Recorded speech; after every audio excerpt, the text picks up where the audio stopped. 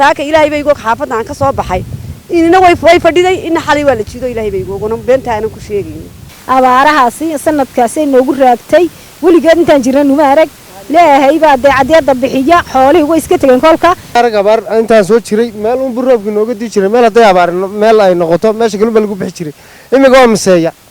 abaarta ka dhacday deegaanada Soomaalida ayaa maraysa meeshii ugu darayd abaartan ayaa saameysay xoolo dhaqatada iyo beeraleyda gobolka Gabiley xaaladda waxa uga sii daraya saddex xilli roobaad oo isku xigxiga oo aanu naq fiican u diin natiijada ka dhalatay xaaladdan ayaa waxa muujinaysa raqda xoolaha oo duleedka reeraha daadsan iyo dadka abaaraha ku barakacay oo diihaal gaajo iyo daal badan la ildaran xaaladdan ayaa ka sii dari karta haddii aan si degdeg ah wax loola qaban intaa waxa dheer in toddobaadkii hore maamulka gobolka Gabiley ku dhawaaqeen in abaar ba'ani saameysay qaar ka mid ah deegaanada hoos yimaada gobolkan Gabiley oo xoolihii abaartu ka dhamaysay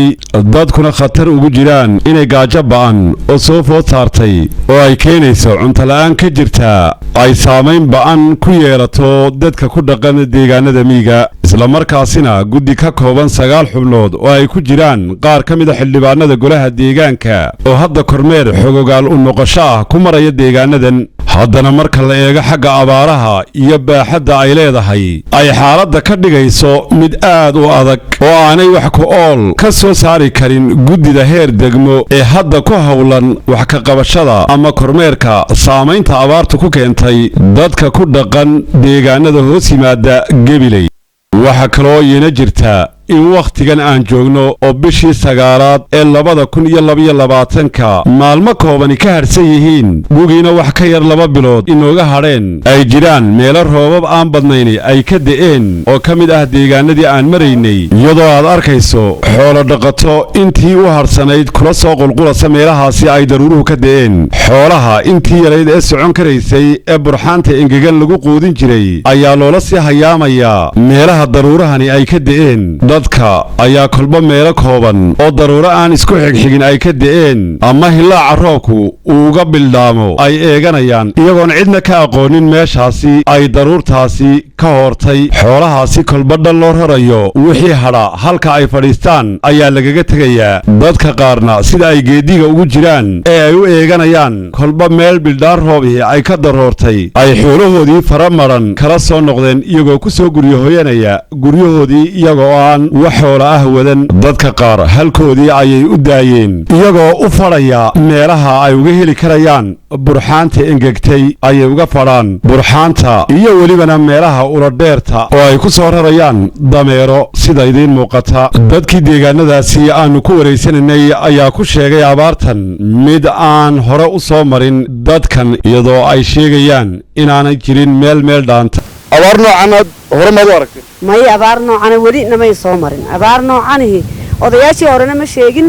annaguna waxaan ku warwaaban dee warwaraysanaa wax abaar noocan wali meel haduu ku doo meesha kale loo guuri jiray maanta abaartan dhacday waa miseeya waxaan u bixinay annagu guntin fura abaartan maanta guntin fura weeyaan aan fariiriye weeyaan abaarta maanta laakiin ilaahay ayaan si baryanaa wali ilaahay baryada ilaahay lagama quusto lagama tage ilaahay weyna waxaan baryaynaa kabacdi waxa weeyaan imiga goobtaan hor taaganahay waa laaca waxa weeyaan Satiile waxa weeyaan Cadaadheeri waxa weeyaan Jufada meel dhaanta ma jirto waxay jirtay burxaan yar baa la heli jiray burxaantii waxaan ku yiri raggii hortood baa dhintay hortood caruur iyo ciroolaba adduun warta waa laga farabaxay ilaahayse waxaan baryaynaa in ilaahay soo gaad degdegana siiyeen ilaahay baryaynaa dabadeed waxaan baryaynaa ilaahay aan dawladeedana ugu mahadinaa inay degdeg gurmada ay nala soo gaadho inta dee haddii ilaahay daruur yaran uu siiyo dee waxaan ku gaari lahayn hunguri laba qad ma dhaafaa la yidhi saaka ilaahay bay igu xaafadda aan ka soo baxay inina way fadhiday ina xalay waa la jiido ilaahay bay iguna beenta aanan ku sheegaynin markaa ka loo cawdaa waa ilaahay laakiin dawladeedu maxay nagu ilowday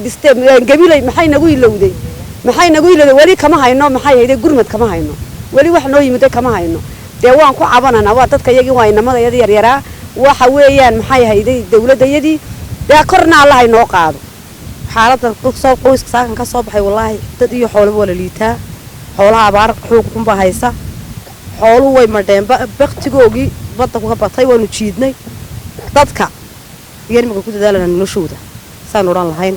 in la noo soo gurmado oo dadka la naga soo gurmado oo dadka waxa la noo siiyo yaan u baahanahay marka haweenaya ragba ma burxaanta imika la guraa baba kala harsanin rag iyo dumar gebi ciriiri ciyaal halkaasaan wada joognaa burxaantina aan soo weynin maalkaan nuu dadaalanay yaanu lahayn wax ka saara oo wax u bixiya na way teena way baqtiyeen waxba waanu gaadhsiin weynay aan ka joonaya muxuu ka jiq wallahi daasi uu ka joonaya ha iska dhibsoo iyo xanuuna u haya aniga laftirkeyga waa xanuunsanaya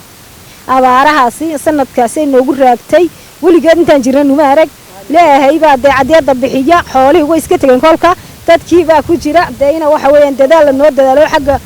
samada ilaahay ay noo soo sikhreeyna la noo soo dadaalaan ku wadnaa yaan doonaynaa dadaalka ku jirnaa markaasi walaalahayo waxa beesha satiilan aanu ka imid oo meesha beesha satiilan ka nimid halkan cadaada dheeray iyo laaca iyo jufa intaba waxaan ku waa isla wada qab meel loo guuro meel ilaahay bas darajadiisa laga sugayaa markaas sida iyo khayrkaasi weeyaan xoolo way iska tageena dadka in la noo soo gurmado caawimo xoog la nasiiyaan ku wadna doonana waxa la yiraahdaa in ulacade geela ay isticmaalo cuni jiray marka imika waxa isticmaalaya loodi abaar daraadeed marka waqtigan gugan bal maxaa kaaga ma harin ba wax kaaga haray ba 3 cisho hay marka ilaahay wax rajeenay inuu 3 cisho ilaahay roobka deeno daasiyade intaas waxa ugu sii daran imika laaca ilaa ka soo celi xunshili ilaa dilan laga soo celi inta u dhaxaysa ayaa imika ugu sii daran wallahi marka imika adii sheegtay waa Cabdisalaan Maxamed Bade Bulsha TV